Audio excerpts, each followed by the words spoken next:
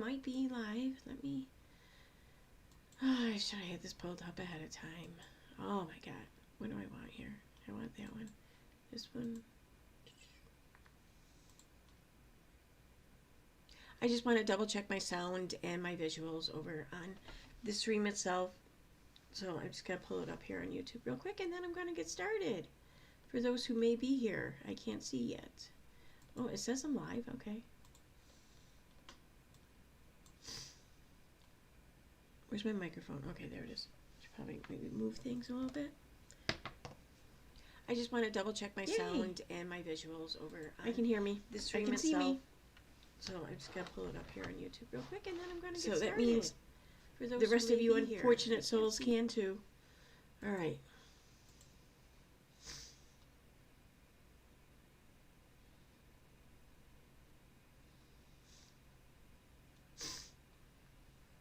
Hi, Hilda Norway.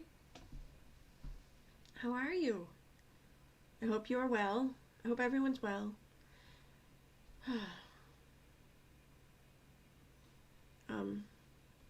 I don't know why I have that pulled up already. I wasn't going to do that quite yet. So, do that. It's just me, or do I look weird? I look weird, don't I? It's because I moved my ring light. I moved it to a different spot. I don't think I like it there. I can turn this one on too, but this one's pretty bright. Well, maybe that's okay. I'll give it a try. Anyway, now that I know that's working, I can pull up my chat doc.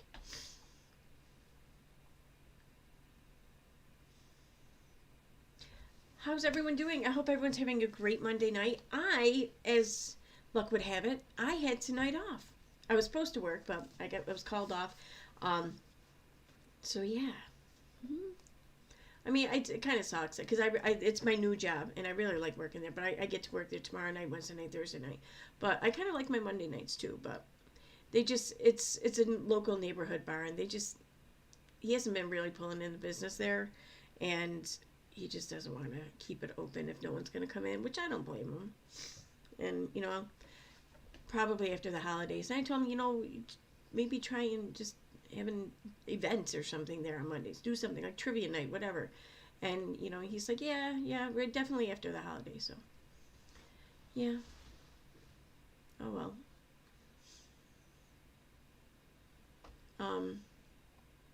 Why is my chat's taking so long to load? So I can't even see yet. Unless I don't want to stay over on YouTube, though. That's the only thing. I wanted my chat doc to work. Doesn't want to work. You are awesome. Never forget that. Oh, thank you. Thank you. I don't know what brought that on, but thank you. Well, maybe I do. I don't know. If you've been hanging around over at Twitter at all, I think I know what brought that on. It's okay though. I'm not gonna get into that here, at least not tonight, anyways. But yeah, there's some idiots over on Twitter. But I mean, or X, whatever it's called now. All right, so if Twitter had tweets, does X have X's? I mean, what do you call them? O's? XOs, maybe? I don't know. Anyway, so what we're going to be talking about tonight is hidden true crime again. I want to play the police call to Christina, because I was kind of surprised to hear the police officer speak to her in the manner in which he did. I don't know why I expected something different, but I did. So there's that. And also, look for a new video upload from me, probably tomorrow. I want to finish it tonight after this live stream. I just have to record a couple, I don't know, little inputs or whatever to the video. But it's going to be, it's not going to be, it is me reading the new court filings between Without a Crystal Ball and 7M. And these were actually interesting. Normally I'm just bored as hell reading these fucking things. It's law. The only thing probably more boring than just your basic average law is tax law, and I don't know. I just don't like to read law. But this was actually kind of funny and interesting. So it was, I don't know, the drama kind of pulled you in, I guess. It wasn't quite the snarkiness and the footnotes and everything that we got to be a part of during the Toddy Westbrook and Without a Cristobal lawsuit, but it was still entertaining nonetheless. So I will definitely have that edited and up by mid-afternoon tomorrow. I have watched how you talked about the struggle and people trying to silence you. That is why I said, oh, thank you. Thank you. Oh, shit, there was a super chat. I didn't even see that. I'm not wearing my glasses. I just saw the color square. I didn't see it. Thank you so much. That was so kind of you. Thank you. And thank you for your nice sentiment there. Thank you. And see, that's the thing. I really don't care if people talk about me or talk shit about me. Honestly, the only thing I fear when it comes to people talking about me is if and when people stop talking about me, because then you're no longer relevant, That's got to suck more than anything. So I'm fine with people talking about me, even if it's negative. What I don't like, though, is when people then, while talking about me, try to legally silence me from responding. That's what drives me nuts, and that's what I just can't fucking stand, and that's what's causing me all these problems too, apparently, because I can't just sit there like a good little girl and just take my beating or whatever. I can't do that. Sorry, I won't do that. Anyway, there's a discussion for another day. For today, though, like I said, I'm going to be playing the police call between the Henderson police officer and Christina. But before that, though, I want to play this stream. I don't know how long it is, really. I'm not going to play the whole thing, but I don't know how much of it I'm going to play. But another channel covered this, and I was amazed at what I was hearing. And I'm like, I have to talk about this. And the other channel that covered this is Hella Excited Utterance. Now, I'm just learning about Lauren Matthias, whatever, and especially her husband, John. Before that 9-hour stream, I never heard of either of these two. And since that 9-hour stream, I really haven't learned all too much about them. But the follow-up to the 9-hour stream was when the two of them, both Lauren and her husband, were on the live stream. And that was my first introduction to Dr. John. And I was amazed at what I was seeing and hearing. And that kind of piqued my curiosity more than anything, because he kept talking about how he does these evaluations on prisoners and determines the risk of reoffending. And I thought, this is the exact wrong person to be doing such a job. What the fuck's going on? So I've been really curious about him. And this video that the Utterance channel there covered was, I don't know, it left me speechless. So I'm going to go ahead and get the playing on that. Now, I'm going to be playing it from the Hidden True Crime channel. I went and I found the original video that Utterance was commentating to. So, wait, let me get my screen back up there. Let me get me smaller.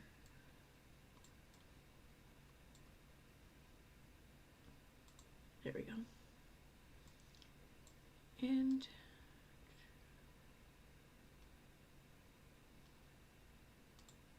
there we go.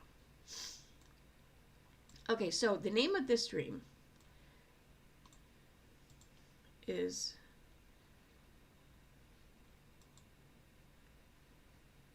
make it a little smaller there. Okay. It's from Hidden True Crime channel, like I said, and it's about a year ago, it says, so it's from October 15th, 2024, so just over a year ago. And it's titled Criminal Psychologist's Take on Delphi Case, Richard Allen's Arrest, Trial, and Theories. Now, for those of you who are unaware, I'm barely aware myself. The Delphi case was consisted of the investigation into the murder of 2 young girls, like young teenage girls. They were walking along, I want to say like along some train tracks or something. It was in a state park for where they lived. And then they ended up missing, and then their bodies were found. And I remember first hearing about this from another YouTube channel. This was before the trial took place or whatever. It was when they still didn't have a suspect, actually. The channel was Mr. Ballin, and he's going over the case and everything, or he's telling the story of what happened, or his way of telling a story of what happened. And then he gets to the end, and he says, "This is the picture that was obtained from their phone," and it just shows this blurry picture of a man, like kind of like walking up to them, but still a little ways away. That was it. So that's my extensive knowledge of the case. I know nothing else other than Richard Allen was arrested, believed to be, I think, the man in the photo, and he's since been convicted. So there's a lot of people in the true crime community who do not agree with this conviction. I don't know one way or the other. I don't think I can speak on it. But the community does seem to be torn between people who do believe he's guilty and then the people who believe he's not guilty, or at least, at the very least, believe he shouldn't have been found guilty because the evidence was circumstantial at best. Then there's also a lot of discussion about the treatment of prisoners while they're in custody, because he was more or less, in this I do agree with, he was kind of tortured and stuck in solitary confinement, and like, yeah, like I don't know, I feel like as humans we need to do better shit like that, because like if the whole point of a law and order system in prison is to cut down on crime, or at least prevent crime or criminals from reoffending, then we're going about it the exactly wrong way as humans, in my opinion. I'm not sure I know what the right way is, but I just know I can spot the wrong way, and this would be it. That's my opinion. So I understand the argument there regarding Richard Allen.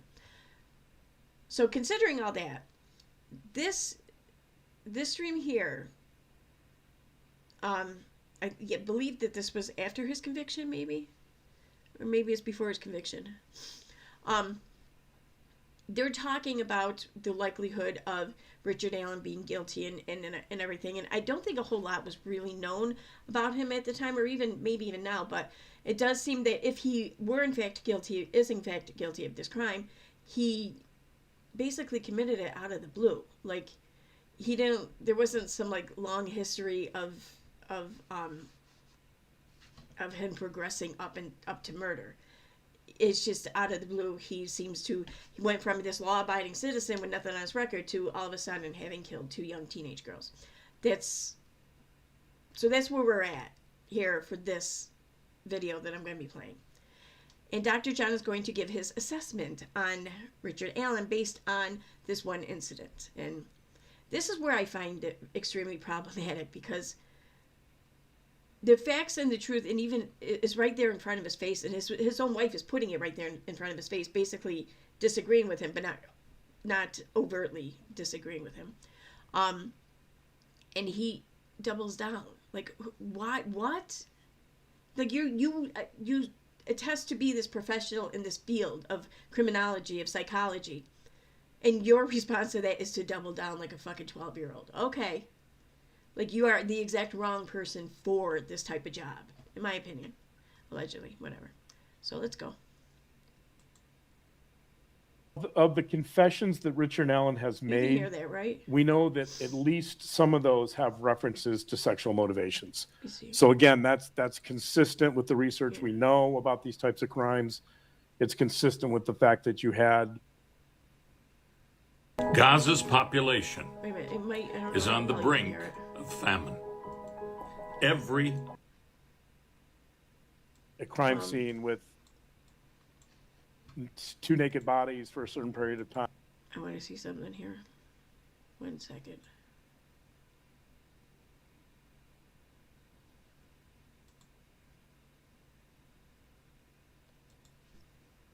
So yeah. I mean, it kind of sucks because it's my new job. Crimes.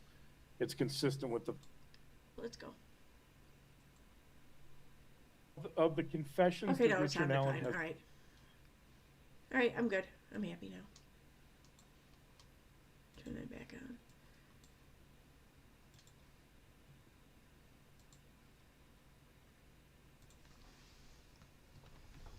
And it's consistent with some of the statements or confessions he has already made.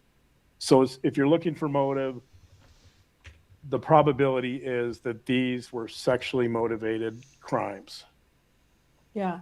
Someone was saying they heard there was no evidence of SA, but that, I mean, just the fact that no, there absolutely is.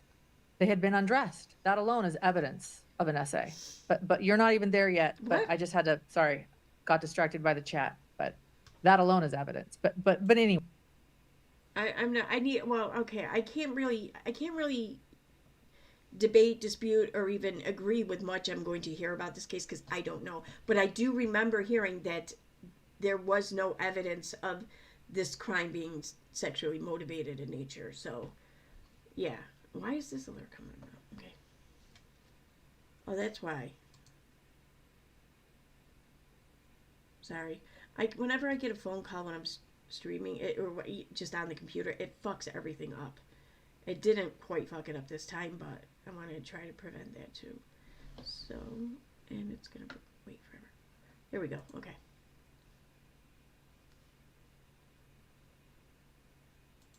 Anyway, go ahead. We're not even talking about evidence yet. You're just talking about research. Maybe there's a confusion there about SA versus assault. Right. But we'll get into that. Yeah, later. the R word. We'll get rid of. Yeah. We'll get into the R word. By the way, you're a little bit blurry. Is it Okay. your camera? Could you like maybe put your camera up? I mean, I don't know. It might be that your camera's having a hard time focusing on you. I noticed yesterday in your conversation with Colby, it was also a little bit blurry. So I don't know. It might be focusing on your. It's focusing on your microphone.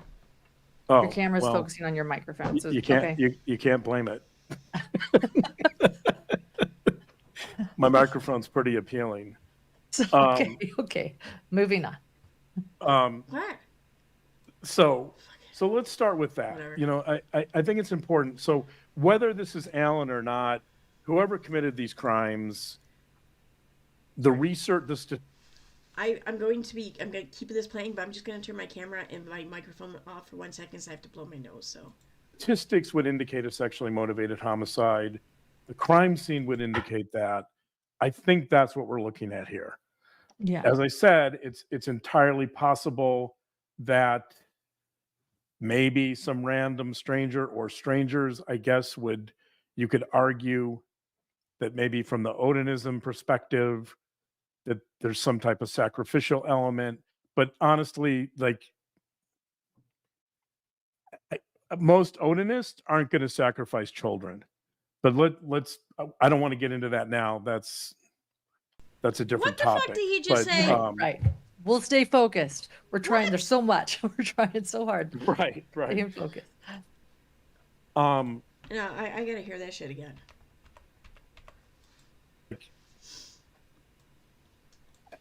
Most Odinists aren't going to sacrifice children. But let's. I don't want to get into that now. That's a different topic. But Right. We'll stay focused. We're trying. There's so much. We're trying so hard. Right. Stay focused. So I think that's a good place to start. You know, the other element, and I don't know if we should bring this in, but you've had some speculations of your own. Let's wait on that. Let's wait on that. Okay. The other thing that from a psychological standpoint, one of the things people say all the time to me, if we're talking about Delphi, is, well, Richard Allen doesn't have a criminal record. Yeah, that's when people talk about. That's a seed of doubt right there. No criminal record. We have talked to people. They say, well, he had no criminal record. You're telling me a man in his 40s would just go out and do this without a criminal record? Right. He's had no criminal record. He's had no past history of abuse. He's had no past history of crime or criminality. Right. Like, the question people ask me, and by the way, like there have been documentaries made about this particular, about the Delphi murders, where professional psychologists, forensic psychologists like myself, have made statements to that effect. They have said things like, well, Richard Allen doesn't have a criminal record. He has no history of violence. Ron Logan does. So I think Ron Logan's a better candidate for the perpetrator. Or they'll say he has no history of violence. Right. Therefore he couldn't have been violent. Let's talk about that. So yeah, it's because it's really important. It is. And again, for those of you that have not heard our backstory and you don't know maybe who Ron Logan is, go watch it after this and you'll understand everything. But go ahead, John. Yeah, let's talk about it. Ron Logan. Okay, so here's the question. Is it possible to have someone commit such a violent crime with no previous history of violence? And the answer is yes. These are called... I'm going to stop in there for a second there. For anyone watching this, I'm curious to know your thoughts. Just, let me know in the comments. What's the likelihood, do you think, of, just think about any we'll stick with men just for the sake of this argument. Think about any men in your life that, to your knowledge, had no criminal history, have never been violent, really, I don't mean like they got into a bar fight or whatever. I mean, they've never shown examples of aggression or violence in your everyday settings. Think about could you see them doing any kind of serious crime just out of the blue? Even if it's not the killing of 2 young teenage girls, any kind of violent crime. They hold someone up at knife point. They beat the shit out of their sister, wife, girlfriend, whatever. Like, what's the likelihood of that happening just out of the blue? And if you do see a chance, like, why do you think that would be? Do you think that they were just really, really good at hiding, concealing who they were the entirety of this time, and this is who they've always been? Or do you think they have a brain tumor now or something? Like, seriously, what do you think would be the likelihood of that what caused that to happen? I'm curious. Called out of the blue killings. You see them mostly in cases of domestic violence. They're less common in cases involving children. And one of the reasons that's true, by the way, is because there just aren't enough statistics on these types of homicides. So, and there's way more data on interpersonal violence, where men with no previous histories whatsoever, typically men with no previous histories of violence, will, for whatever reasons, the perception used to be that they would snap and murder their spouses or significant others. That's changed over time, by the way, with more research. But I'm going to read, this is from an article, so talking about out of the blue killings. This is an article called, probably can't see that. Oh, great. More Dr. John's readings. I got this. No, put it right by your mic, focusing on your focus by my mic. Yeah, there you go. It's going to pick up the mic. It's called Out of the Blue, Men Who Murder an Intimate Partner. It's by Dobash and Dobash. The Dobashes happen to be some researchers in the UK who have done some phenomenal research on these types of murders and domestic violence in general. But I love how John always brings. I want to read. What? I want to read what they say about these types of murders. I turned being underestimated into billions.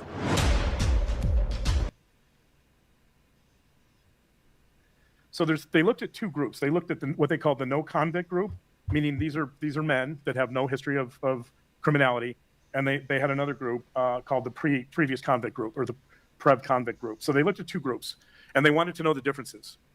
Did we say one part? Here's what they say. The infliction of numerous injuries while in a state of anger or rage might suggest that the no convict men just snapped due to some unusual set of circumstances and committed a, quote, sudden homicide. However, the snap thesis is not supported. Nearly 3/4 of these men had ongoing disputes within their relationships prior to the murder event, and there was very little difference between the 2 groups in terms of risky issues of jealousy, possessiveness, and or separation. Importantly, nearly half of the no conflict group had previously used violence towards the victim. although they initially appeared to have no history of this offense. And this is the critical line here. This is the grand finale. The finding that nearly half of these men had previously committed at least one act of violence against the women they kill, although this violence had gone unreported or undetected, means that they might be more accurately described as, quote, abuser turned murderer. This is really important. And the reason it's important is because men, or let's say people in general who commit crimes, in this particular case, it applies to domestic violence, but in these crimes, and this would include children, where homicide appears to occur out of nowhere with no previous history of violence, the fact of the matter is that in most of these cases, there has been previous abuse. It just hasn't been reported. We're not aware of it. So what happens when there's no previous history of violence? You get, quote, abusers turned murderers, unquote. That's really important. You might be saying, how does this apply to Richard Allen? All right, I'm going to tell you right now. Okay, listening. As far as I know, nobody has really talked about this, so this is important. This right here, this part here, I find to be hugely bothersome, troubling.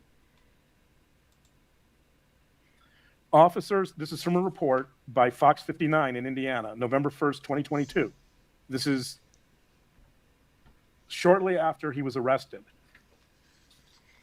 Officers with the Carroll County Sheriff's Office were sent at around 3:30 a.m. on June 18th of 2015 to the home of Richard and Kathy Allen, according to records obtained by Fox 59. Sheriff Toby Leansby said Allen, a dad of one and a CVS technician, was allegedly drunk, and his wife took him to the hospital for a medical evaluation. According to the sheriff, responding deputies' role during the incident was to, quote, keep the peace, and no arrests or charges followed. Local sheriff's deputies responded to the home of accused killer Richard Allen over, quote, a domestic incident. Why is this important? Because this is precisely the sort of thing you see with so-called out-of-the-blue killers. Really? What's important here is that there was no arrest, there were no charges, so all of this disappeared. Did it disappear, or was there nothing there to build off of? Because by the verbiage he's using, he's not saying that this was an incident that didn't require an arrest. He's saying that everything that happened just disappeared. The concern just disappeared. Like there's some sort of suspicion behind that. If they had arrested him and charged him, he would have a criminal record. Yes, he's right about that. That's usually how criminal records work. Once you're arrested and charged, and possibly even convicted, then you have a criminal record. Absolutely. Do you have to go to college for that shit? The reason he doesn't is because the deputies, the officers who responded to this call, they thought it was minor and not worthy of their attention. They recommended that Kathy, Allen's wife, take him to the hospital for medical evaluation because he was deeply inebriated. They recommended that she take him to the hospital? Him. As though he were not the perpetrator or of some sort. As though he, I don't want to say victim, but, well, definitely wasn't the problem anyway. Yeah. What was the level of violence? We don't know. How bad was it? How violent was he? We don't know. Who was it toward? Who was committing the act of violence? Who was the victim? Who was on the receiving end? Because Dr. John seems to know all about what happened. Mm-hmm. We know it was significant enough that somebody in that home, somebody in the Allen home, called the police for help. For help because of violence?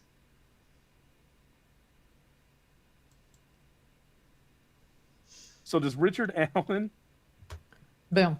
There you go. Boom. Does Richard Allen fit the profile of a, quote, abuser turned murderer? I don't know. we have this incident of domestic violence. And by the way, when you have one instance of domestic violence, where was the incident of domestic violence? Where's the first one?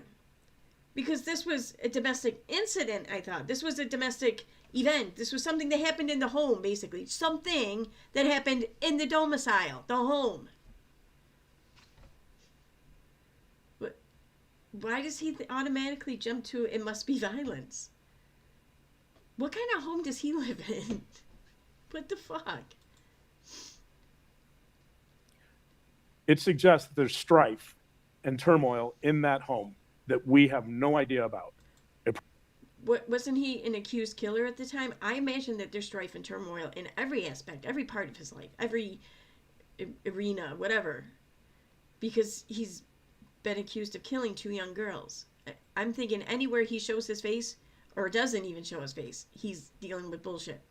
Right or wrong, he's dealing with it. Probably runs a lot deeper than we're aware of. You think? Because for the police to respond to a domestic call, it takes a fairly significant incident. I would love to know what that is. Unfortunately, there's no paperwork because he was never arrested. The only person who would tell us what happened would be Kathy, and I'm pretty sure she's not going to tell us. So, right. But the mere fact that police went to that home indicates that there was previous abuse, even though it wasn't charged, and that Alan potentially has some history of violence that we're not aware of, that nobody's talking about, that's been over. Dr. John here just basically accused an entire precinct, or at least several people on the precinct, of sweeping abuse under the rug by an accused killer of 2 young teenage girls in the community, mind you, and just letting it disappear. What the I mean, don't get me wrong, I don't have the highest opinion of many cops myself, don't get me wrong. I'm not saying that they're all bad, but I think it attracts a certain kind of personality, that job anyways. Anyway, but even still, with my cynical look on law enforcement, even I'm not prepared to go out and say the shit he's saying about the cops. That's fucking crazy. Overlooked and neglected. So is Alan like this perfect introverted CVS pharmacist technician that all his neighbors adore and that has no strife at home? Nope, he's not that guy. And again, people are saying, well, there are a lot of guys like this. We are talking about an abuser turned murderer and the research, and just saying and asking the question, would he fit that profile with the research you've just shared? Right. So the question I get all the time is, what fucking research did he just share? What did he research? Alan couldn't have done it. He has no history of violence. Not true. He does have a history of violence. He just happened to be not charged with it. And he also happens to fit this profile of what we would call an out of the blue murderer, which is somebody with some previous history of domestic strife and abuse that then at some point becomes murder later on. Yeah. Yeah. Okay. So we've covered a lot already. That this would likely, according to the research, be sexually motivated. And that, what? Yes, research be sexually motivated. She's saying, yes, we've, what? Acquired? So we've covered a lot already. That this would likely, according to the research, be sexually motivated. According to the research, this would be sexually motivated. What? The likely... what sounds like to be maybe some sort of self-harm attempt that he had that night at home, that's sexually motivated? And that, yes, do you necessarily need a criminal record to commit a crime like this? Not necessarily.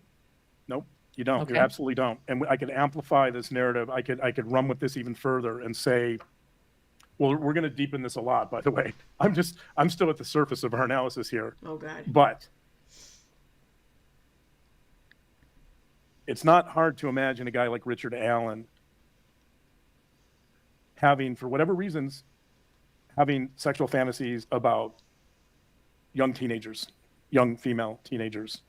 And one scenario I could develop, and this is speculation, but it's consistent with sexual motivations, is that Alan, but let's just say hypothetically, that Richard Allen's daughter was entering puberty and adolescence, and Shut up. perhaps he yeah, go ahead. perhaps he was already, maybe he already had some attractions to young female adolescents, and as his daughter was in that age range, it may have heightened or amplified those fantasies. And obviously his daughter would be taboo. I think most people would know that, including Richard Allen, but the fantasies continued. The fantasies, for whatever reasons, they probably continued. They escalated. It's not hard to imagine somebody like Allen really struggling with these fantasies, and almost to the point where they could have become a type of obsession. And it gets to the point, like Kohberger, for example. Doesn't somebody pipe up and say, yo, that's not what happened that night at his house? And anyone say this in the chat? Because I could have sworn I was under the impression, anyways, that Lauren kind of spoke up on that. And that's when Dr. John there just like doubled down on shit. But maybe I'm incorrect. I don't know. Well, that Kohberger seems clearly a case of someone who had some obsessive compulsive features. Kohberger And again, Kohberger is also just charged, but yes. Yeah, also charged. Kohberger felt some need to act on those fantasies, those obsessions, in order to reduce the anxiety he was experiencing, if it is Kohberger. And same thing here. So you would imagine, so somebody with no previous record, although he could have a record, he doesn't because he wasn't charged. Somebody with no previous record of violence. I was just checking out the chat here real quick. And Hildy Norway says, it's strange that a husband and wife that have a channel together never are in the same room except for when trying to face the things that came out. Yeah, I have my theories on that. Like, I'm not so sure that they really coexist underneath the same roof so much. I don't know about that a year ago, but that whole video that just came out recently where Lauren and Grayson were talking to Henderson PD there and trying to, I don't know, convince the officer that so-and-so did this or whatever. Like, the way, that all took place in Grayson's apartment. And she seemed awfully at home in Grayson's apartment. And, yeah, she's her boss. I'm sure she's been there a lot or whatever. But this wasn't just like, yeah, I spent the night at my friend's house kind of comfortable. This was like, I live here comfortable. Like, she just seemed, she was still in her pajamas. And I don't know. It was like it was her place too. If I walked in on these two with just talking about something, anything, I would just instantly be under the impression that they both lived there as roommates, because that's how it looked. That's my opinion. I don't know. Maybe there's a reason for it. Maybe there's not. Maybe I'm wrong. I don't know. But yeah, that's where I'm at. There's some family conflicts, family strife, right? He's, for whatever reasons, he's developing these fantasies. They're probably at some point becoming overpowering. There's probably a triggering event in here. I don't know what that is. Dude, oh my God. I wonder that too. I was going to say something in the beginning of this when he said that he was reading something from the UK. When he was reading shit or whatever throughout that recent video with Lauren defending her 9-hour stream or whatnot, it's like everything he was pulling from was not of this country. I get that you're going to come across some sort of medical literature maybe that you found to be fascinating from a country other than yours. Sure. But it was like everything. It was like he just didn't want to deal with their trust, or I don't know, or maybe he didn't understand the American version of things. I don't know. But yeah. And the thing is when you're talking about something like this and you're talking about it from a lawful point of view, then you have to talk about it under the guise or whatever, the umbrella of the law of the land, your local landscape law, so that would be United States law or your state law or whatever. Why would you even waste your time talking about something law related in another country when it's not going to be applicable? You're going to be formulating thoughts and opinions and possibly even an argument over something that doesn't apply. I don't see the point in that. I don't know. But yeah. And I don't. What is he a doctor? What did he obtain his PhD in exactly? Because I read somewhere it was philosophy. And I would say that would explain a lot. nothing against philosophers or people who study it or whatever. I don't know. I don't like philosophy. I like it, but I don't. It seems like something people make up as they go. And maybe that's the whole point, because it's humans. It's going to be ever changing and evolving. That's the whole point of philosophy, is changing your outlook and in your points of view and your perception and everything. Sure, I get that. So things will change. Okay. But it seems like they change awfully conveniently. I don't know. That's why I don't like it. And it seems like all the premises have premises in, how can I put this? Okay, so when I was in elementary school, when we went to the bathroom, so up against one wall we had the sinks and then mirrors, and directly behind us we had the same setup. So if you were standing in front of a sink and looking in the mirror, you just saw a never-ending image or mirror back at you of the back of your head, and it just went on forever. It seemingly went on forever. Well, when I think about philosophy with all the different premises and how everything's always changing, and there's variables to variables, and I picture standing in a round room with a whole bunch of broken off splintered pieces of mirror all over the surface, and anywhere you look you get broken off in different directions for what seems like forever. That's the image that comes to mind when I think of philosophy. So, yeah. Had to guess, it might have something to do with his daughter. I would Well, speculate that there might have been some type of fight or falling out with his daughter, and I'll get into that more later. But, Okay. and he, for whatever reasons, I don't know if he knew that Libby and Abby were going to be on the Monon High Bridge Trail that day. I'm not sure. I'm not sure if there's any connections there. It doesn't necessarily have to be. There could have been some trigger that brought him. He knew that school was out that day, February 13th. He knew that there might be kids on the bridge, because kids, when school's out, they go over to the Monon Bridge High Trail. And he went there armed. We know he went there with a gun and a box cut. Wasn't this Indiana? Don't they kind of go like most places with a gun? I'm not quite comparing them to Texas, but I think Indiana might even be worse than Texas. So maybe I am kind of comparing them to Texas. Cutter, potentially, and allegedly he went there with those weapons.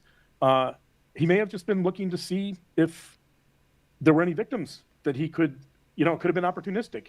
He may not have had these specific victims in mind, but he may have had the idea of acting on his fantasies in mind when he went to the trail that day, perhaps hoping that he could corner. See, even I think that seems kind of risky for someone's first time. If there were incidences of bodies being found there, no one knew who was responsible for them or whatever, then okay, maybe the crime of opportunity or whatever did arise and happen. But by all accounts, this would have been his first time, killing people in this kind of setting, and he's going to pick two young teenage girls, and he's going to pick a place that's kind of like a state park where Dr. John's saying a lot of kids go there after school. Well, why would he think that those two would be the only two there? There could have been someone else coming down the trail 5 minutes after him. It was risky. And considering that risk and it being his first time and everything, people really think that this happened. I don't know. I find a lot of fault with it.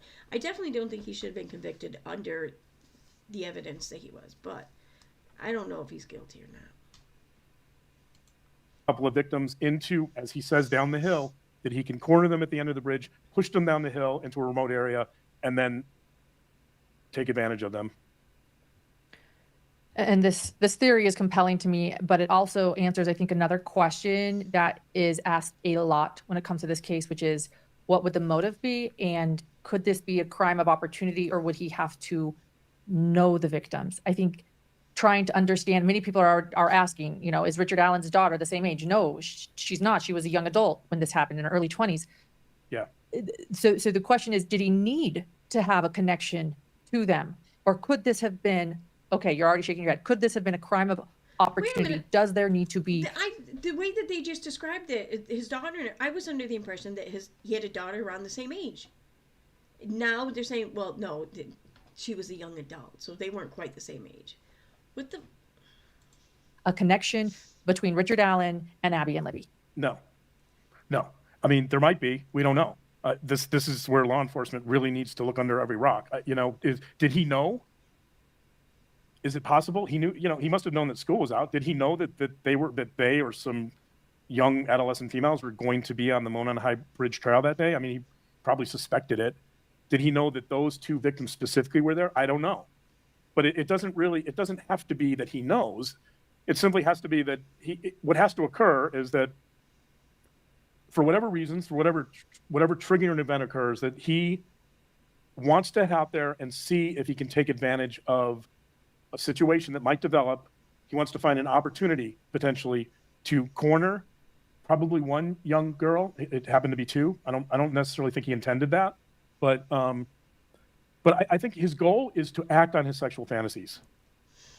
And in that sense, on that particular day, he appears to be more of a predator. He's going out there with this desire to fulfill these fantasies he's probably had for years. And speaking of that, by the way, in his interview with police, they asked him why.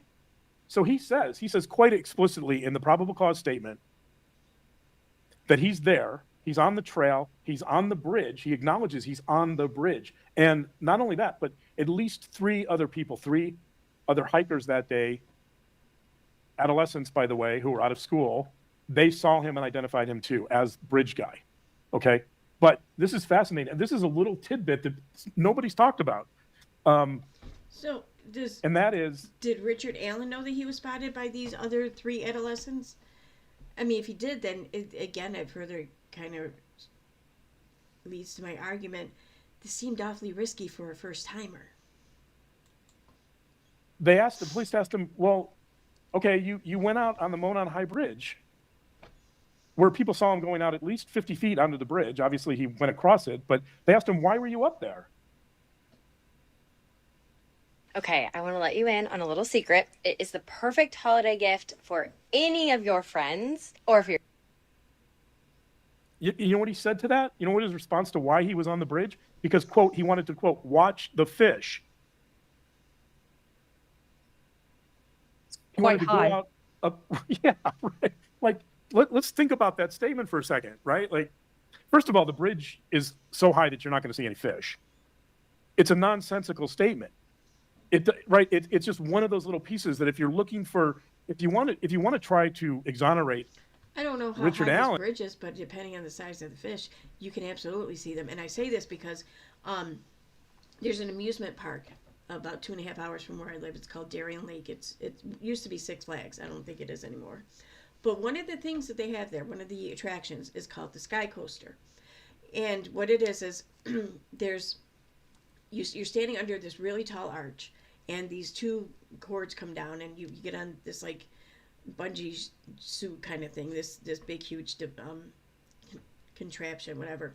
These two things that come down underneath the arch hook onto, and then there's a pole in back of you that goes up 180 feet, and then they take this cord and they attach this one to you, and it pulls you up and back. And then when you get up to the top, there's a countdown, and then you pull the ripcord and you fly. You kind of just free fall, and then you go flying through. Well, upon going up there, they don't like whip you up there. It takes a few seconds. It takes a few minutes, And so you're slowly going further and further away from the ground, but right underneath you isn't the ground. It's a little lake. I'm sure it's a man-made, I'd say an oversized pond, maybe, okay? It's not huge. It's not like a river or anything, or a large body of water. It's not a deep lake or any shit like that, So you're not going to have, like, gigantic fish or whatever in it, Probably some smallmouth bass and some carp, maybe, is probably the biggest fish you're going to see in there. So as I remember the first time doing this, as I'm being pulled up, I remember, because you're scared as fuck. I don't care how excited you are to do this. It's nerve-wracking your first time. And I'm just sitting there, and I'm thinking to myself, I'm going to freak out. I'm going to start flipping. I'm going to start screaming, whatever, and I don't want to do that because I know I'm going to be fine. I just got to get over the initial shock of it all. So I focused on a fish It probably was a carp, a little bit big of a fish. But I just focused on that fish as it pulled me up, and the fish kept getting smaller and smaller, you know? But still, when I got all the way up to the top there, 180 feet, and I was looking down, I could still see the fish. For granted, the water was very clear, and, you know, it wasn't deep water, and it was very sunny out, you know, it was whatever. But, I mean, that could have easily not been the case, and I probably then wouldn't have seen the fish, or at least not as clearly. But I'm not sure how high this bridge is. My point is, though, is that if the water's clear and the fish is at least the size of a carp, I'm thinking he could probably see the fish. And you hear a statement like that, you're thinking, okay, well, that's not why he was on that bridge. He's not on that bridge to what? So what? He has a Zen moment where he's like, I got to go meditate and watch the fish on a bridge that if I fall from, I die, because that's super relaxing, right? Like, I can't wait to get up there and see these little fishies from, I don't know, 100 feet, 80 feet up, right? Like, come on. The bridge is falling apart. It's collapsing. And he's going up there to do like a little Zen retreat so he can watch the fish. Does that make any sense to anyone? Mm-hmm. Yeah, it sure does. Not to me. I mean, if he was down below, right, well, and enjoyed the fish and then just. Makes perfect sense to me. Where I grew up, there was a creek, Reels Creek. It went through North Utica. But if you follow the creek up a little ways, you came across, you were in like up on the hill and shit, and you cut through the hill and the valleys and stuff. But there were a few spots where on the side of you, there were these really tall like cliffs, like made of, I don't know, like that shale rock or whatever. Well, there was no way to get up on top of them from down below. Basically, you had to go all the way back out on the creek onto the main road on Trenton Road. There, go up Trenton Road, cut back. There's a school back there, Deerfield School, and you had to cut back through the school and through like very kind of a small portion of very thick wooded area. A lot of prickers and stuff. But once you did that, you were right at the edge of, right at the edge of a cliff. And the trail along the cliff was right at the edge of the cliff the whole fucking way. Like, I actually know someone who fell off of this cliff. He lived, but still, he broke a lot of bones. But my point is that that's nerve-wracking, but it's also relaxing. Because you're not likely to fall. Nothing's likely to happen. And it's still kind of exhilarating. So, yeah. Yep, I agree with that. Just came out for a nice walk. Right, he's not. He's not below. He's on the bridge. He says he's on the bridge. Also, what's wrong with the probable cause? His car is parked. People notice his car is parked by an old Child Protective Services building, which isn't typically used to access the Mona and High Bridge Trail. Not only is his car parked there, which is out of the way, but his car is parked in such a way that he's trying to obstruct his license plate so people can't see whose car that belongs to. How do we know this? Because a couple of witnesses saw his car there, and they pulled video showing that his car pulled in there and parked in a peculiar way. So that's unusual, right? He's parking his car. So he parked his car in a peculiar way, and then he got out and walked away from his car. No one could ever get out of their car and walk over to his car to then see the license plate. Like, that's not possible. I mean, and he's not there to stop it. He parked in a way to hide his license plate. Like, what? Like, this is reaching, I think. In a place that nobody parks to get on the trail and the bridge, and he's trying to obscure his car. He's trying to hide the license plate. So he's hiding something. Maybe it's part of the whole Zen, I want to watch fish thing, and I don't want people to know I'm here. I don't know. I don't think people at CVS are going to really care if he's parked in the actual parking place for the Mona Bridge High Trail, but I don't know, who knows, whatever. So those are all peculiarities. Are you wearing 7 layers and still freezing your man nipples? You need the new 304. Yeah. Yeah. That's all evidence, right? And so, there's so much. Another piece of evidence is that when presumably around the time of when the murders occurred, shortly after, within 30 minutes after the murders, somebody on the highway observes a man who's bloody and wet and sweating exiting from the woods onto the road. He looks disheveled. He looks like he's in a hurry. The eyewitness identifies that person as Bridge Guy. Obviously doesn't know it's Richard Allen, but says that's exactly the guy. He's wearing that jacket. He's wearing those jeans. That's who I saw bloody and exiting the woods. So there's multiple eyewitnesses here. Okay. So I don't Multiple. know. Yeah, no, Again, multiple. I know, and they will be witnesses in trial. Right, exactly. So we'll learn from them. We'll see what they have to say.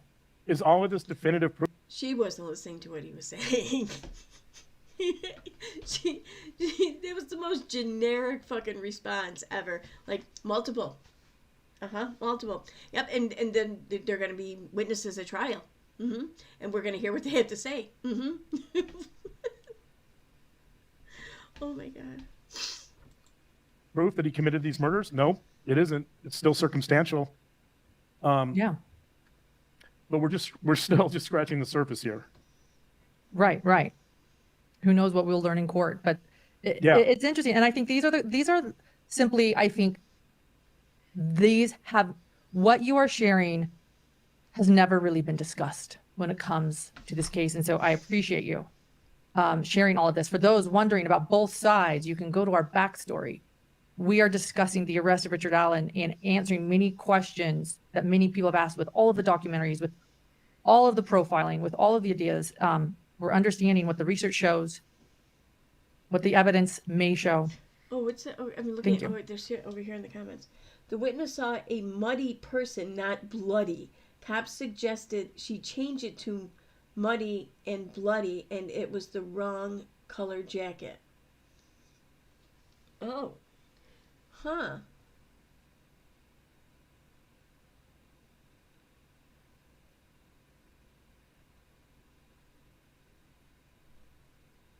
Muddy and bloody.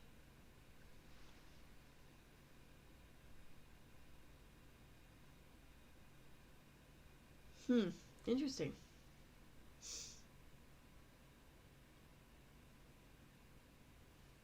Wait, what's this one? The state's motion today says that none of the eyewitnesses will identify Mr. Allen, and that's why they want the sketches out. Okay.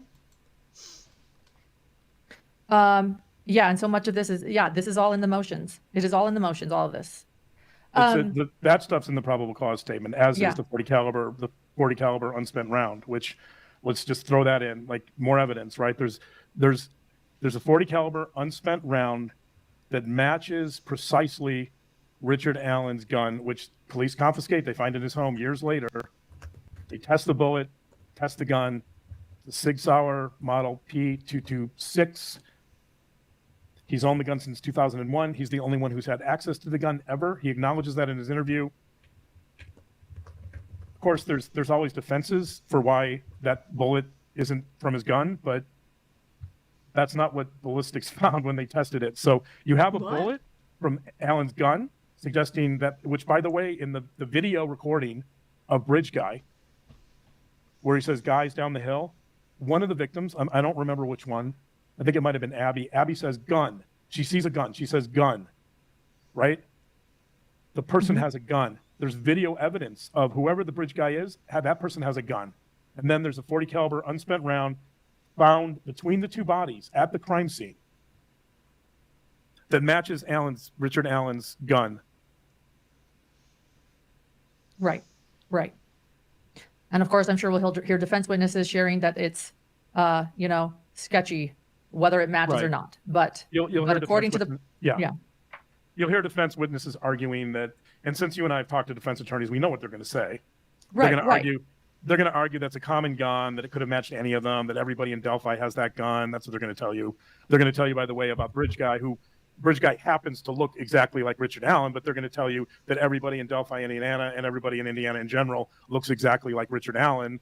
So Bridge Guy could be anyone, right? I'm sure, I hope, and presume that the prosecution will have voice recognition people look at the audio. They're going to have facial recognition people look at his facial features in the video, right? I don't know. We'll see. We don't know. We don't know.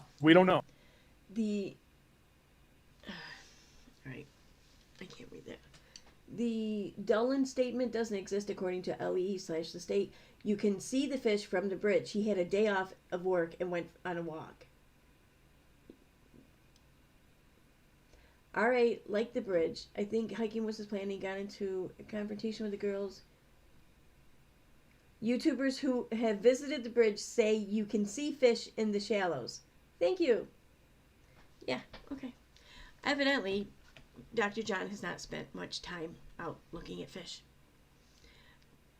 Why am I not surprised by this?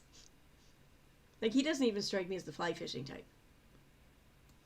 Oh, maybe there's not sufficient footage to do that, but I think it'll be fascinating to see whether voice and facial recognition people show up. I mean, just with AI in general, you'd think that they could get some composite. I mean, they obviously came up with the sketches, but I hope they're going to do more with that. Yeah. Yeah. Yeah.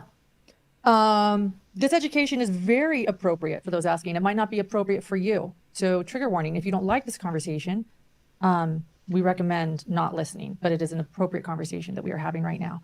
And I will start blocking some comments very soon. Oh, let me mention another little factoid that nobody's talking about. A pair, you ready for this? So this is an improbable cause. A pair of underwear from one of the victims was missing from the crime scene, as was a sock. So think about that. Of all the articles of clothing you could steal, the perpetrator takes some underwear. That would be more evidence that this was a sexually motivated crime, right? That whoever it is, he's taking the underwear as a type of reminder, trophy, memento, right? It's consistent with someone who would commit this type of crime. But yet there's no evidence that he committed this type of crime, right? Yeah, that's like what we know. That's what, okay.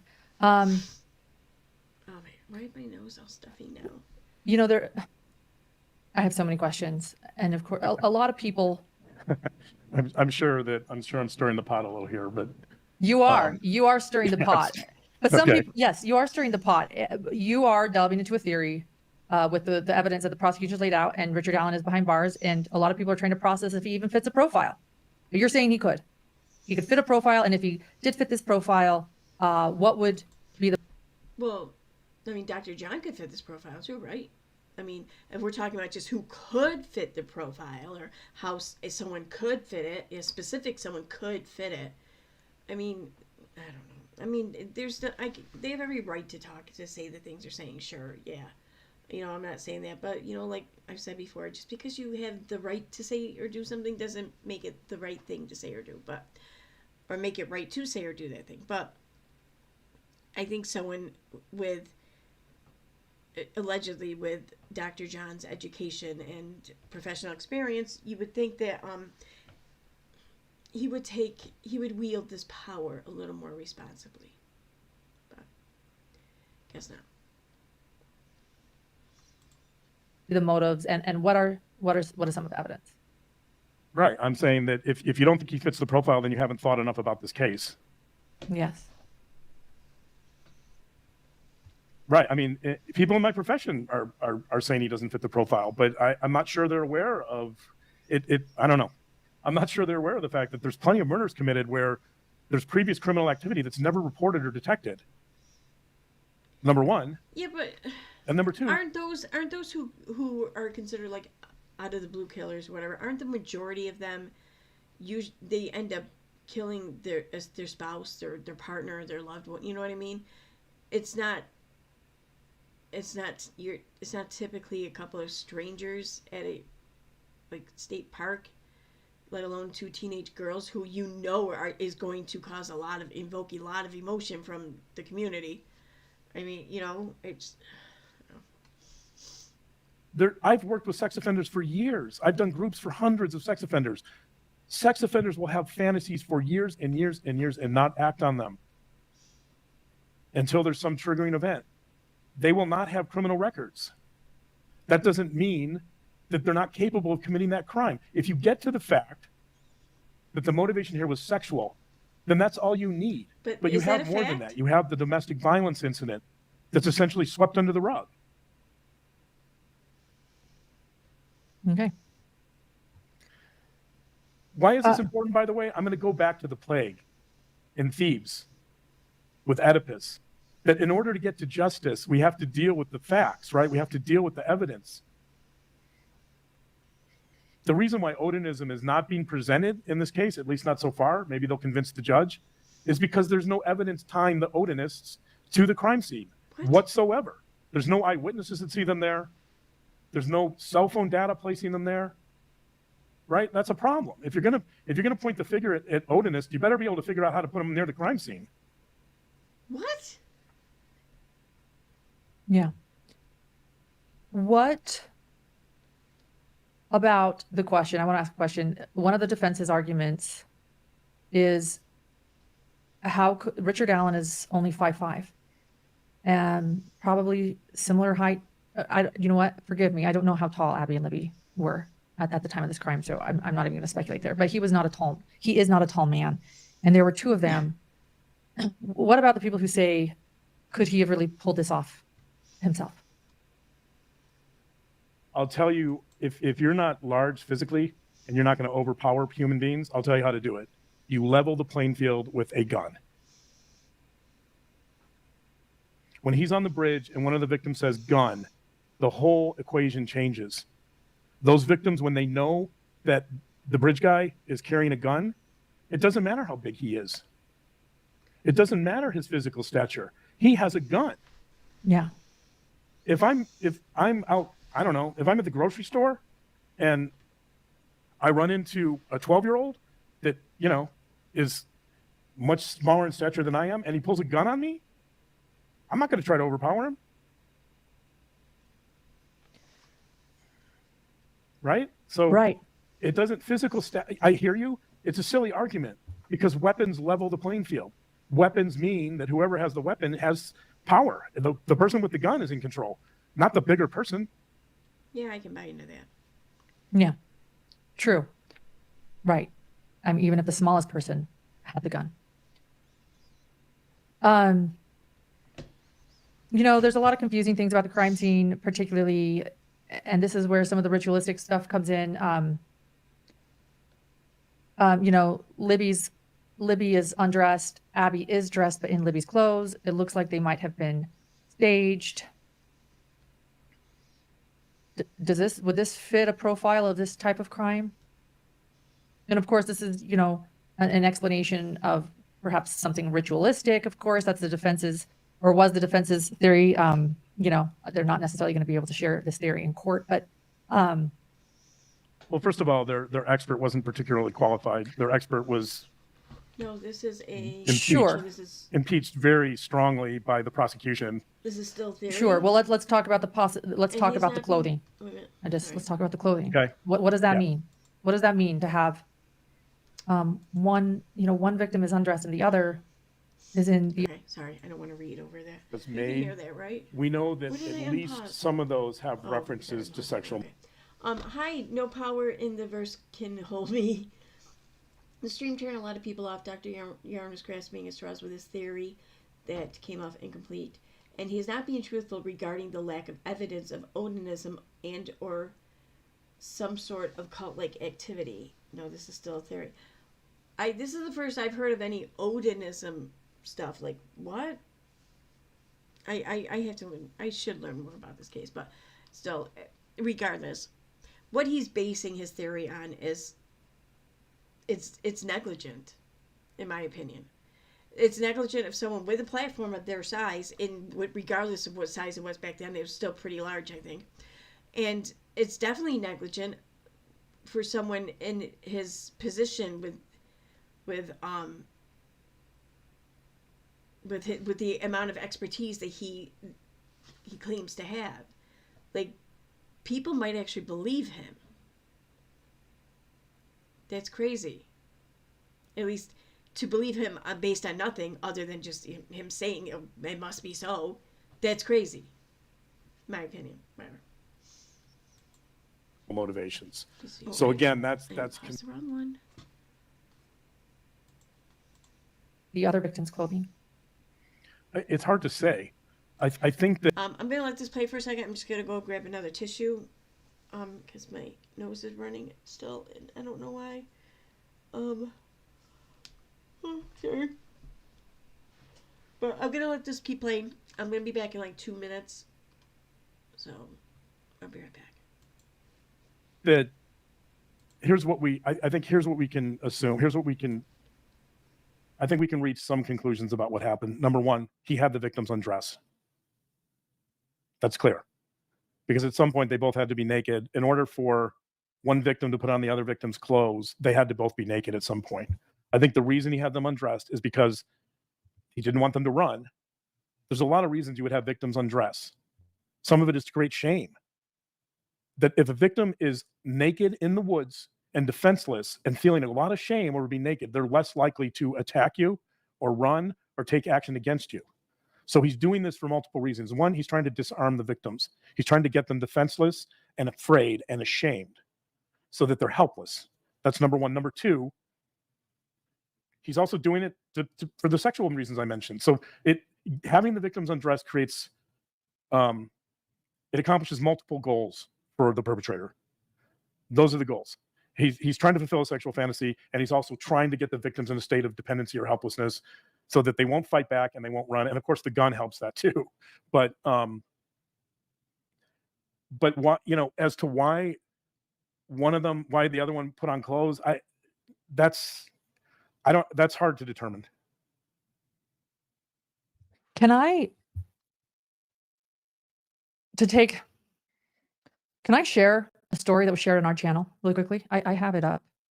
And I don't know if that interrupts you though, but I want you to know that I have, and maybe we share it at the end, but I want you to know that I have a story from a victim who survived a crime. We can share it later if you want, but. Yeah, why don't we share it later? Okay. Okay. Of course, I have a lot of questions. I'm going there to learn both sides and to understand what evidence the prosecution really has, what evidence the defense really has. So little transparency, so much to learn. This has been brought up a lot, and it's a theory of mine, and actually has been a theory of mine since the day Richard Allen was arrested in October of 2022. I went live actually and discussed this theory, and others have already brought it up tonight. But Richard Allen is a father. He has an adult daughter. And at the time of the crime, his daughter, I think she was roughly 24. Don't quote me on that ish, I think. And I think she was early 20s. Yeah. And from the pictures that were online, it was actually quickly brought up after the arrest of Richard Allen that, and of course, this is an opinion and people will disagree, but in my opinion, as well as Blonde Granny and others, Libby resembles Richard Allen's daughter. It is my opinion that there's quite a stark resemblance. Could this, as a criminal psychologist, can I ask you, could this play into a theory or a motive of what you're sharing about Richard Allen? Well, this is wild speculation here, but I know this has been your theory, and it's interesting. And it's my question, and many others. I just want to know, is this a thing? Is this something? Let's go back to, I want to go back to the Greek tragedy Oedipus Rex here, which has incest as the primary motivation, one of the primary motivations for the plague. Again, I said there's a lot of similarities. I think it's a really interesting idea in the sense that if, and this is a big if, but if that's accurate, that there is this physical similarity, and if there are, and again, this is a big if there are, let's say, incestuous fantasies about his daughter, and again, I'm not saying there are, but you kind of are. But I think that scenario it could potentially create some desire to act those fantasies out elsewhere. In other words, as I mentioned earlier, obviously incest is taboo in every culture. And so there would be no, I presume, don't get me wrong, I deal with incest cases all the time, by the way. So clearly incest happens a lot. But he has one daughter. I don't think it's going to happen in the home. I don't know. Maybe, and again, this is wild speculation. I could imagine a scenario where, let's just say, for the sake of argument, I'm not even talking about Richard Allen here, but where somebody has these incestuous fantasies towards a daughter, and perhaps that person flirts with the idea of acting on those fantasies and gets rejected. there could be a lot of anger around that, and there could be some desire to displace that anger elsewhere. Fantasies aren't going away. So now you have this situation where there's... Is he suggesting that Richard Allen flirted with his daughter or stepdaughter, whatever, before this and got rejected and then took out his anger on these two girls? And nobody, like his daughter / stepdaughter, whatever, nobody thought to say, oh, this happened. Could this be why that happened? Like, no one thought to...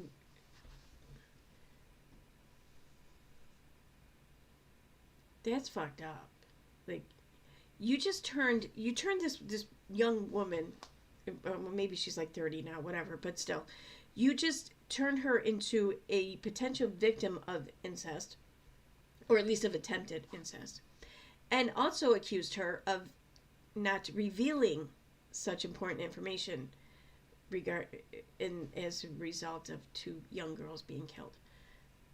Like, you just ruined this, whatever shred of, I don't know, drive to go on. You just very likely, very potentially just really diminished any light she had left in her eye. You know what I mean?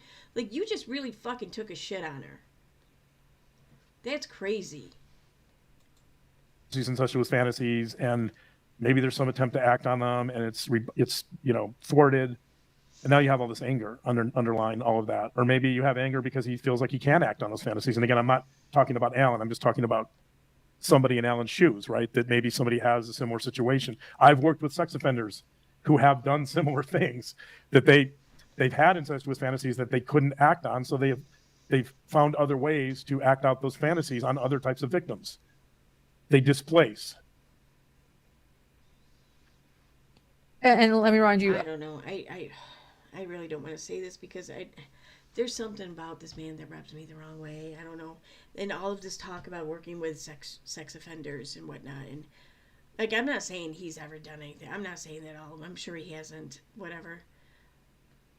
But I think he relates to them maybe a little too much. Maybe. In my opinion. Dr. John, you've been doing this for nearly 3 decades, and you work with sex offenders more than any other type of criminal. So that is why I wanted to ask you this. And so for those that this is a difficult conversation, this is an expert in this. So thank you for sharing your thoughts. I've worked with hundreds of sex offenders. I've done hundreds of psychosexual evaluations on sex offenders where my job is to assess risk and motivation. And so, yeah, this is totally up my alley. Yeah. And, we have a lot of new people here tonight too. And I guess we didn't really officially give you an intro, but you can find Dr. John's bio, I believe, in the description of this video. If it's not fully there, he has spent 30 years as a clinical and a forensic psychologist. And what you just shared, he has worked with all many different types of criminals, but more sex offenders than any other. Your idea, by the way, let me just clarify, like, I'm not saying definitively that he's having these incestuous fantasies. I think it's much more likely that there might be some attraction to adolescent females, and the fantasies are probably around that rather than around his daughter. But is it possible? I mean, sure, it's possible. I've worked with a lot of incest offenders over the years, and it happens. It's a reality. I mean, yeah. Well, and you've helped me answer a lot of my questions, and I think just to understand, we've watched almost everything on this case, and so you've answered a lot of these questions that nobody has ever breached these subjects. So thank you. Yeah. Yeah. Sorry. That's why we're doing this. We wouldn't be doing this if we didn't feel we could add value. And I'm sure there's a lot of people who have made up their minds on this case that are probably going to disagree, but this is my perspective right now. As the evidence is presented, things could change drastically. I'm open to that. Yeah. Yeah. I love actually a lot of the chat. I love the people, some people are saying that they're not convinced that Ron Logan wasn't the perpetrator. Understandably, even that one confused me. I mean, switching your alibi. Anything you want to say about Ron Logan? Like, I think that the reason why people gravitated towards Ron Logan initially is because he did have a history of violence. And he did have a history, he had a history of domestic violence. He had a history of, I think to a lesser degree, sexual assault. I don't think he was convicted of any sex crimes, but I'm just curious to see what. But I think it's easy to look at a guy like Logan and say that, because of his violent past, that he seems to fit the profile more. But keep in mind that Logan, there's no evidence whatsoever that Logan had any interest in adolescent females. That his crimes were with adult females, an ex-girlfriend. And What the hell? I don't know. I mean, also from years and years of forensic work, I can say that age is a mitigating factor. It reduces risk of crime. Like, it doesn't matter what the crime is. Sex crimes, violent crimes. As you age, your risk goes down dramatically. You just don't have the same libido. You don't have the same aggressive drives. You don't typically see, it happens, but you don't typically see violent offenders that are Logan's age, which is, he would have been in his 70s when these crimes were committed. Like, again, yes, it's possible, but, Bridge Guy does not look like an older man. Bridge Guy looks like a middle-aged man. And so Logan has some history of violence. That's consistent with someone who would commit a crime like this. But the other side of that is that his older age would reduce his risk. It would kind of lead you away from someone like Logan, because you don't typically see this type of extreme violence being committed by a male in his 70s.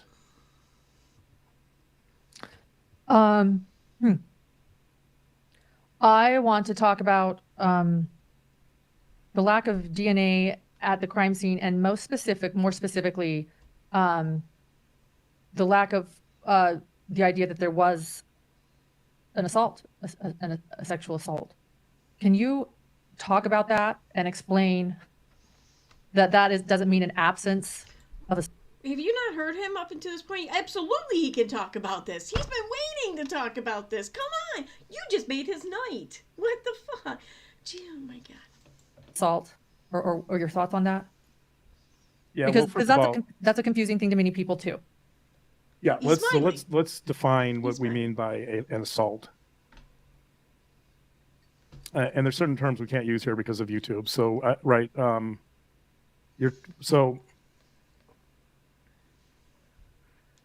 just because you can call it R.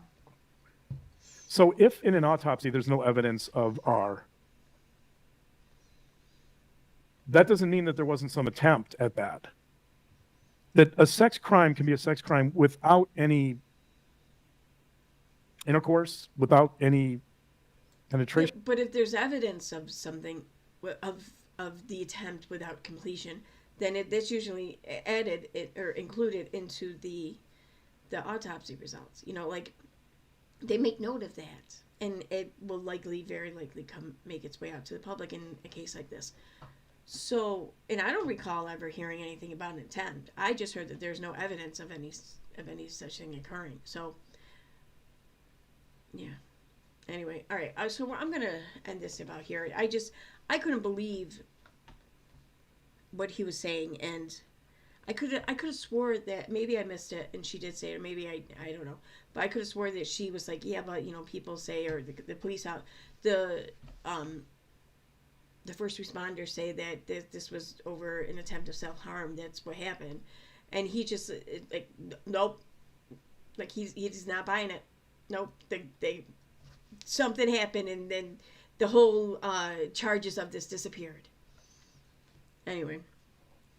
I also wanted to play, although I am getting tired, so how long is it now? This is 42 minutes long. Oh, fuck. I'm going to go ahead and start this. So, this is the body cam footage from Henderson police officer as he called Christina. So, yeah.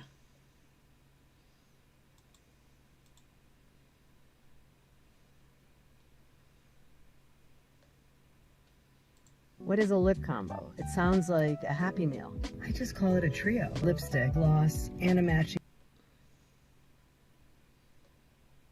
Good morning. You emailed that I missed your call because I didn't even see it till I looked at that email. Yeah, no problem, no problem. If I remember right, it was a Google Voice, so I know that can not work perfectly, so no problem. Just let you know. And Google Voice will oftentimes come through to you as an email. So. Yeah. Just let you know I'm recording this conversation on my body camera, right? Oh yeah, thank you. All right, yeah, not a problem. So, well, let me go back to the original day of notes and whatever I got here. So. You called me on the 20th. Yeah, it was June 20th. Yep. So, I'm guessing by now you have an idea why I called, right? Yeah, for sure. Okay. So, what it came down to is the. Actually, if you could, I feel like sometimes the game of telephone happens. If you could just, I feel like let's pretend I don't because it could have gone through. Who knows? With the game of telephone, things get rewired in the process. So I feel like maybe I should just hear it from you. Yeah, that's fine. I mean, if you don't want to talk about what you've heard or whatever, or what you think it's about, that's just fine. Is that what she said? So we had somebody report possible. That's not what she said. She didn't say she didn't want to talk about what she heard. What she heard was, listen, I know how rumors spread, and what I heard could have been 4 times removed from what the actual incident or situation was. So why don't you talk to me, tell me about it as though I don't have any idea. So this way there's no chance of me getting shit wrong. She never insinuated even that. That's fine. Yeah, if you don't want to talk about it. What? What the fuck? Oh my god. I'm just kind of paraphrasing in a sense. Not theft of text messages, emails, but basically copying and sharing and threatening to use them to injure or, harm reputation pretty much, right? So... Wait. Hold on. There's been actual threats. When I say the word threat, it's based on what they were saying. So threat by law, that depends on the state and what the definition of threat is. I'm a little bit, okay, I clearly have no idea then what's going on. What's the definition of threat in Nevada? Okay. I literally have no idea. Okay, so we don't need to go quite there because if you don't know what I'm talking about, then I'm not going to go into deep definition of this, that, whatever. Okay. Yeah, no. So somebody that you had worked for. She's like, yeah, no, you don't want to do that. You don't want to correct my thinking or whatever. No, fuck that. Past, you were contracted to work with. Let me just get this straight. And I hate to say it, but we go from calls to calls to calls to calls, so I don't want to make sure that I have get everything proper here. So, Lauren Matthias.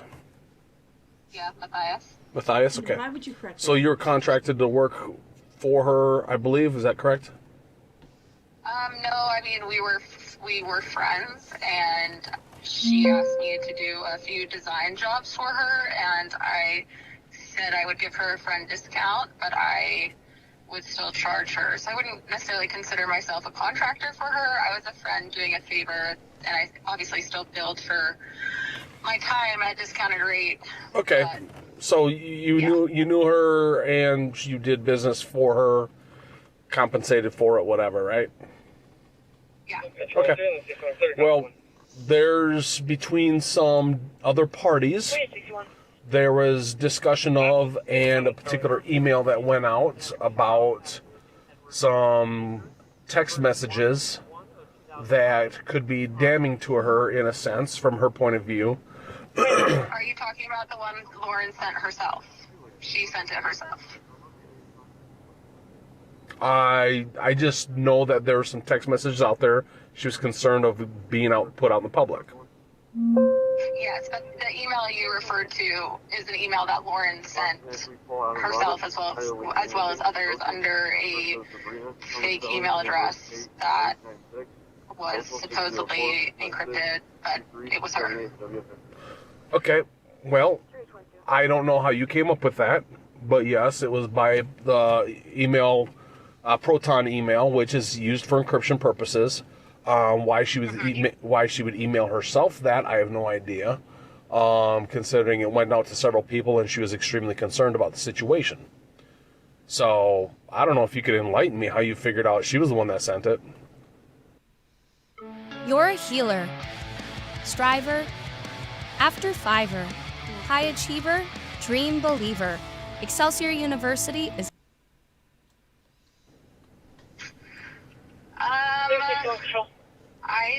Okay, hold on. Because here's the thing. Here's the thing I don't want. I want to, but here's where I'm nervous. Okay, like the level. I don't know what extent Lauren's gonna go with what she's doing. Oh, I know that feeling. I know that because a report was filed, you probably will report back to her on things that were said and things that were claimed. And I don't know if I want to play that. Like, I don't want to give away how I know that it was her who sent it. Does that make sense? Yeah. Like, hold on. Number one, like, I am really impressed with your due diligence here. Like, respectfully, like, I just literally even told my mom and dad a thumbs up, like, a few days ago, like, how impressed I am. Because you guys have, like, I've been really disappointed in my police department. So hearing from you guys follow up on a report like this has made me very impressed. Well, thank you. I'm literally really impressed. Anyway, but my problem here, I forget my ADHD just went off the thing on thinking how impressed I am of you guys. But my point is Lauren, I'm personally, the level of harassment that is going on from Lauren to others, it is unmatched. Like, background check her, because there's something, like, I suggest running background checks on her and her family. You likely find some shit back there, as you're saying. I'm just a little nervous to volunteer much more information just because of the nature of her. I don't know how else to say it. Okay. Well, let me think how I could do this to ease your mind, I guess. So this is obviously across several states because there's several names that were brought up that live in different parts of the United States, right? So the concern, the concern that she brought was text messages that were supposedly threatened to be put out there, and once again to possibly tarnish her reputation. So, I've never screenshotted anything she has sent me. Like, I've never done any of that. I'm not worried about that at all. I can be very open with you. I've not threatened her. She's threatened me. And this is so interesting to me that this part, it kind of pisses me off how he's like basically trying to scare her, making it sound like, well, if you do take screenshots, if you share them, it's illegal. And like, I don't think it is. I just don't think it is. I mean, maybe if there's some sort of really personalized content and the screenshot that could cause significant harm, but just screenshotting someone's words as they talk about someone else is not it. It's not against the law. Like, I just don't know her game plan. I don't know her end game here. And it's... Okay. Well, so where I was going with that is she has those concerns. She showed me an email that was, from Proton. So I did my due diligence as far as I could and within the law of, trying to see where we were at with what she had to say. Okay. So with that, once again, the concern of certain text messages and what it comes down to in Nevada is a phone conversation that is recorded. It has a person. Your two-party consent. Two-party consent, correct. So with the state Supreme Court also, case law said that that includes text messages. So, I mean, if you're... Wait. Do you have the citing of that? Because I tried to look that up after you called me, like between the time you called me and we're talking now. Okay. And I couldn't find the, like, case law on that. Let's see if I copy this down. Because technically, isn't this like you are the person in the conversation? So here's the thing. She obviously has communications with, have or had communications with you and others, and whatever was said in those communications is considered a private communication between those parties. All right? Yes. So if that private communication is screenshotted like you brought up, not me, you brought up, oh, come on now, is screenshotted and then shared, then you're basically violating Nevada law. But what law? Yeah. And how am I subject to Nevada law when I don't live in Nevada? Even if I were to do that, let's say. Well, if she's here in Nevada and it happens, she's sending the text messages while she's here in Nevada, then yeah, it's Nevada law. But I'm not in Nevada. Like, yeah, I get it. I want to see a state extradite over this. Like, seriously. What the... I hear what you're saying. Okay, like, maybe there is one day I have to screenshot. I mean, I don't have anything damning on her, like, between me and her at all. But I don't talk the way she talks. Like, I shut that down so quickly when I first became friends with her. Okay. I call it a sliding glass door. Well, then obviously you have nothing to worry about then. No, I know, but I'm trying to understand though. Like, but I might screenshot my conversations with her and put it in my like Dropbox or something for like in my files for like security purposes, let's say. Okay, but if you're not sharing them, you shouldn't have to worry about it. Yeah, that makes sense. But I need to know if I want to. What if I want to share them? At this point, I kind of want to. I'm telling you, it's against Nevada law. I love that. I remember that. And then you said you don't. Her end of the conversation was she was also having it recorded, and she shared her side of it, whatever already. So I remember that part. Well, I mean, at this point, I kind of feel like I wanna, like, convince me not to. Don't screenshot them, but then all of a sudden you're saying you do. No, but I kind of want to now. Like, if she's kind of harassing me, so I feel like I kind of want to. But like, what's the law? Well, if you need to, then file a report down there if you're getting harassed. I know, but what's the Nevada law? Let me see if I was just doing some searching, because here's the thing. I'm a patrol officer. I'm not going to toot my horn and say I'm a best detective or anything, right? So I had to do my due diligence and do some searching as well. So I didn't copy everything because we don't, there's so many laws that we just don't know them all, especially like traffic laws. So sometimes we need to do a little bit of extra searching and things like that. So let me see if I did. I feel like to have a police officer telling me that, like, because to have a police officer telling me it's against the law to do that. I actually have several examples of her sending so many screenshots to me from other people. This is the thing when someone is using the system like this, they will turn around and do the exact things that they're accusing the other person of doing.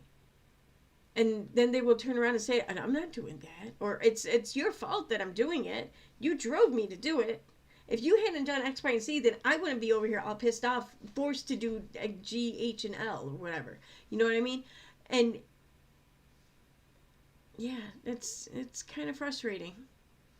It is. And that other person would be the victim. I could also inform that person that she would be the victim of this. You could, yeah.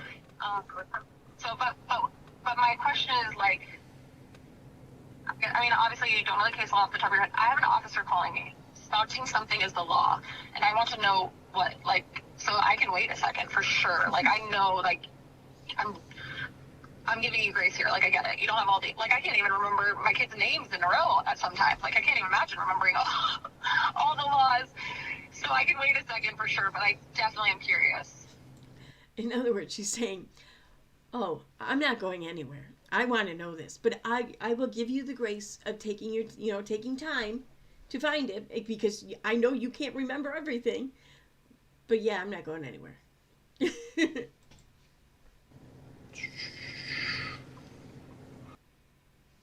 Honestly, I tried the new bearskin hoodie, and here's the truth. This fleece is thick. It's made from 340 GSM of bearskin fleece, which is super warm. Yeah, let me see if I can find it. See if I, because I did put a lot of stuff. So I did not take a full report, right? Because everything I had. So are you telling me? So just let me ask you this flat out question then, since we're talking. So you have not screenshotted text messages and shared them with other parties? I want to answer you honestly here, so I have to think. Never mind. No, I quite possibly. I want to answer completely honestly. Okay. If I've done that with Lauren, like I genuinely have nothing. I can't think of any moment I have right now off the top of my head. No, but okay. I'm like 99% confident of that. You know what I mean? Right. Like I would hate to be like I'm 1,000% confident and then be like, oh, I get you. Months and months ago, this like, nothing burger.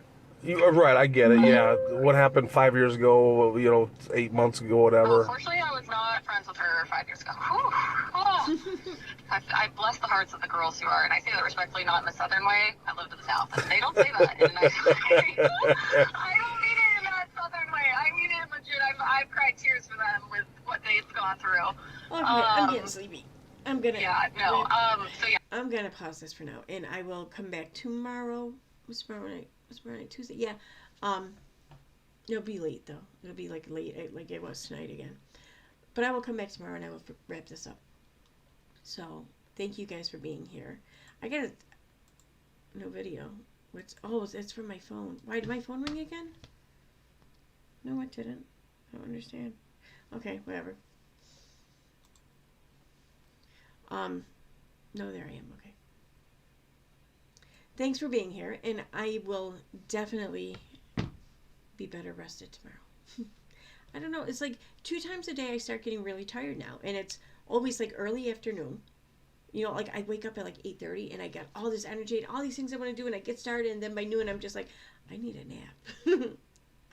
And then, I don't know. Yeah, I'm getting old. Or I am old, whatever. But thanks for being here, everyone. And I will see you guys tomorrow. And definitely look for that upload. I will have that up by early afternoon, maybe mid-afternoon at the